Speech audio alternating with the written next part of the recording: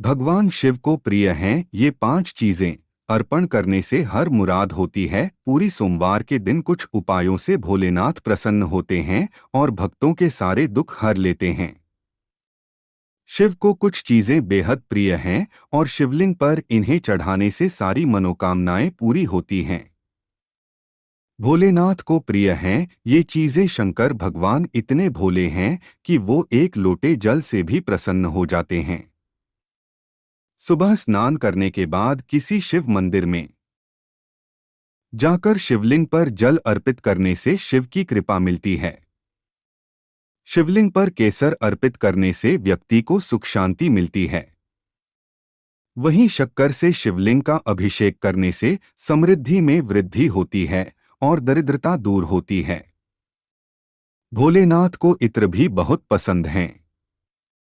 मान्यता है कि शिवलिंग पर इत्र लगाने से मन के विचार पवित्र और शुद्ध होते हैं। शिवलिंग पर दूध चढ़ाने से सेहत अच्छी रहती है और व्यक्ति सारी मनोकामनाएं पूरी होती हैं। भगवान शिव को दही और घी भी बेहद प्रिय हैं। इन्हें अर्पित करने से जीवन में आने वाली परेशानियों से मुक्ति मिलती है। इससे व्यक्ति की शक्ति में भी वृद्धि होती है। चंदन चढ़ाने से भी भोलेनाथ प्रसन्न होते हैं। शिवलिंग पर चंदन अर्पित करने से व्यक्ति को समाज में मान सम्मान और यश मिलता है। शिवलिंग पर बिल्वपत्र चढ़ाने सभी मनोकामनाएं पूरी होती हैं। आपकी प्रार्थना का तुरंत उत्तर पाने के 4 सिद्धांत। भगवान की इच्छा जानो। हम अपनी प्रार्थनाओं में जितने अधिक सटीक होंगे उत्तर उतनी ही जल्दी मिलेंगे। वह परिशुद्धता हमेशा ईश्वर की इच्छा के बारे में हमारे ज्ञान पर निर्भर करेगी। यदि ईश्वर हमारी हर बात अपनी इच्छा के अनुसार सुनता है तो एक सटीक प्रार्थना करने और तत्काल उत्तर प्राप्त करने की कुंज उसकी इच्छा को जानना है।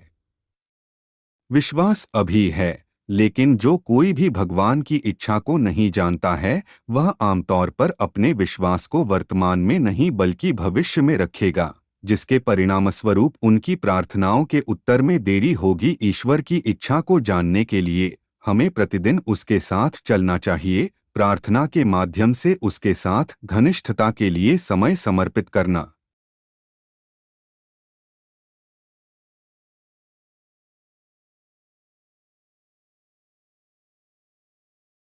चाहिए, साथ ही उसके वचन को पढ़ने और उसका अध्ययन करने के लिए भी हमें अपने मन को भी नवीनीकृत करना चाहिए। उसकी इच्छा का ज्ञान उसी मात्रा में बढ़ता है जिस मात्रा में हमारे मन का नवीनीकरण आगे बढ़ता है। भगवान की इच्छा में रहें और बने रहें। ईश्वर की इच्छा जानना एक बात है, लेकिन उस पर दृढ़ रहना दूसरी बात है। यीशु ने कहा, यदि तुम मुझ में बने रहो और मेरे वचन तुम में बने रहें तो तुम जो चाहो मांगोगे और वह तुम्हारे लिए हो जाएगा। प्रभु में बने रहना उसकी इच्छा पर चलना है। ऐसा करने के लिए अपने आप को पूरी तरह से उस पर छोड़ देना आवश्यक है, जिससे उसे अपनी पूर्णता में काम करने की अनुमति मिल सके। क्या आप अपने निजी जीवन के लिए ईश्वर की इच्छा जानते हैं? आपका मंत्रालय, आपका करियर, क्या आप जानते हैं कि हैं और आपको उसकी ओर से क्या करना चाहिए? स्वर्ग के परमेश्वर के साथ संवाद और संबंध में शक्ति है, क्योंकि उस संगति में वह अपनी छवि और महिमा हमारे साथ साझा करता है। वहाँ हम उसका चेहरा देख सकते हैं और उसमें खुद को देख सकते हैं, जैसे कि एक दर्पण में। वहाँ हम उसे जानते हैं और उसकी शाश्वत इच्छा को समझते हैं। भगवान की इच्छा करो, परमेश्वर की इच्छा को जानना पर्याप्त नहीं है, ऐसा करना जरूरी है।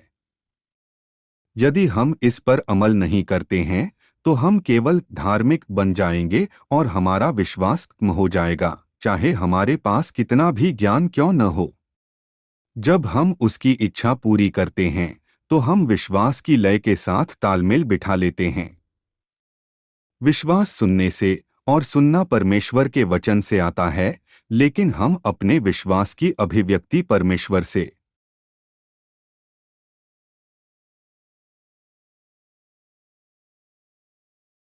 जो कुछ भी सुनते हैं उस पर अमल करते हुए देखते हैं।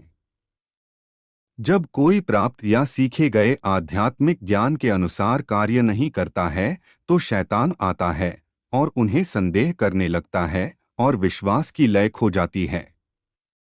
यीशु पिता की इच्छा पूरी करने में लगे रहे।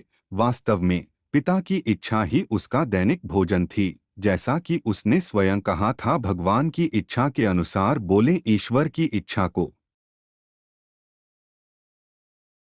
करने के लिए नहीं कहा। इसके बजाय उन्होंने घोषणा की, चंगा हो जाओ या उठो और चलो। जब हम ईश्वर की इच्छा के साथ एकता में रह रहे हैं और हम कुछ घोषित करते हैं, तो ऐसा लगता है मानो ईश्वर स्वयं बोल रहे हैं, क्योंकि हम उनकी ओर से, उनके अधिकार से और उनकी पहचान से निर्णय लेते हैं।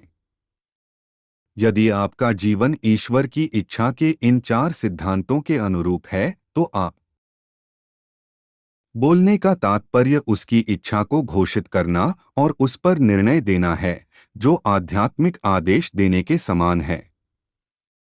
यदि हम ईश्वर को जानते हैं, तो उसकी इच्छा हमारे सामने प्रकट हो गई है, और यदि हम उसकी इच्छा में बने रहते हैं और उस पर कार्य करते हैं, तो जब हम बोलेंगे तो उसका उत्तर तत्काल होगा।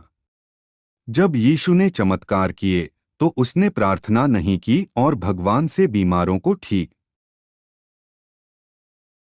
अलौकिक के साथ समन्वयित हैं, और आपको ईश्वर की शक्ति और अधिकार तक पहुंच प्राप्त है।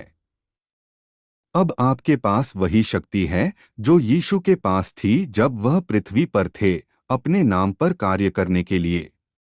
आपकी प्रार्थनाओं का उत्तर प्राप्त करने में कोई बाधा नहीं होगी। अलौकिकता का पूर्ण प्रवाह होगा जो प्रत्येक स्थिति में पिता की इच्छा को पूरा करेगा। शक्तिशाली मंत्र ओम नमः शिवाय के पीछे छिपा है चमत्कारी रहस्य। ओम नमः शिवाय केवल मंत्र नहीं है, यह एक पंथ है। इसमें एक आत्मा मौजूद है। जैसा कि आप जानते हैं कि आज की दुनिया में अधिकांश लोग तनाव से ग्रस्त रहते हैं, लोगों के लिए उनके वैदिक शांति के लिए कुछ करना आवश्यक हो जाता है। खुद को भीतर से निकालने के लिए एक आवश्यकता बन गई है। ओम नमः शिवाय केवल मंत्र नहीं है, यह एक पंथ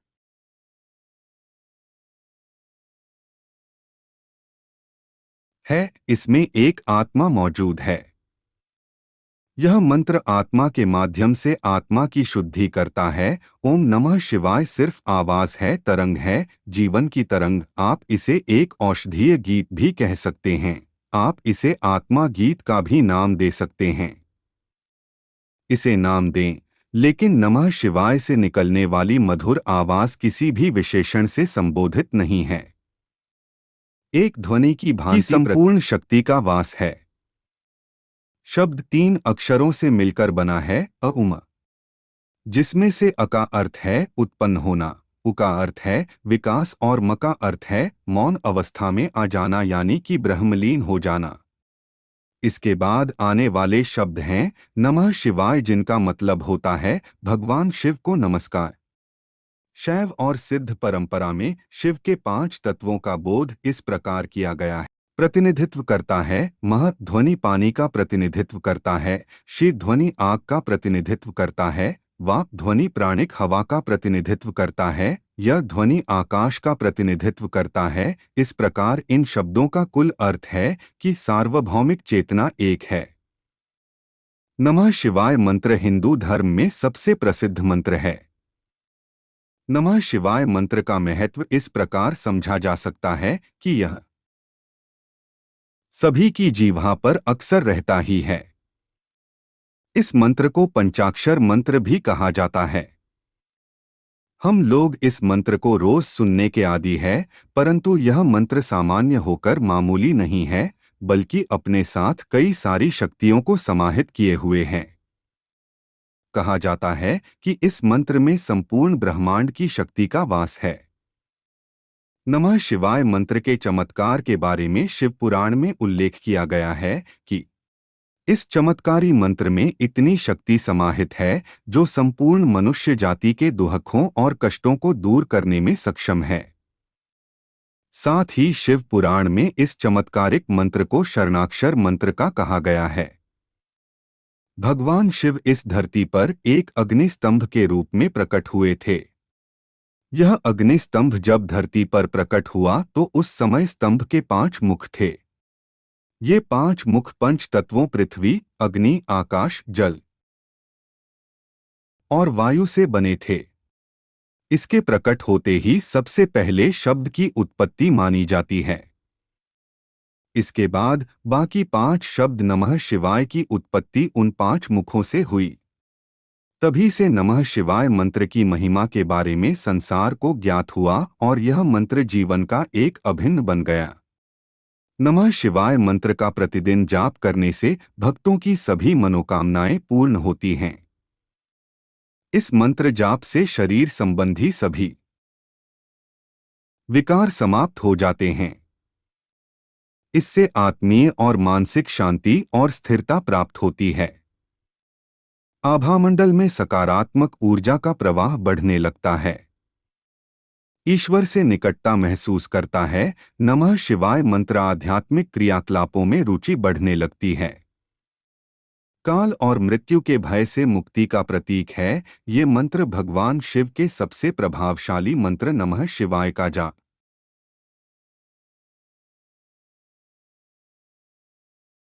करने के लिए सबसे पहले एक शांत और स्वच्छ स्थान चुनें। जाप करने के लिए सोमवार का दिन ही चुनें और एक भी सोमवार न छोड़े, निरंतरता बनाए रखें। मंत्र की संख्या का अनुष्ठान अपनी इच्छानुसार करें। सबसे पहले सोमवार या किसी पुण्य नक्षत्र में मंदिर जाएं और वहां शिव अभिषेक पूजन करें। इसके बाद जल, अक्षत और पुष्प लेकर मंत्र सिद्धि का संकल्प करें। घर आकर चौकी पर लाल वस्त्र बिछाएं और भगवान शिव और पार्वती की मूर्ति रखें। चित्र या प्रतिमा के बाईं और दाईं ओर एक साबुत सुपारी पर मौली लपेट कर रखें।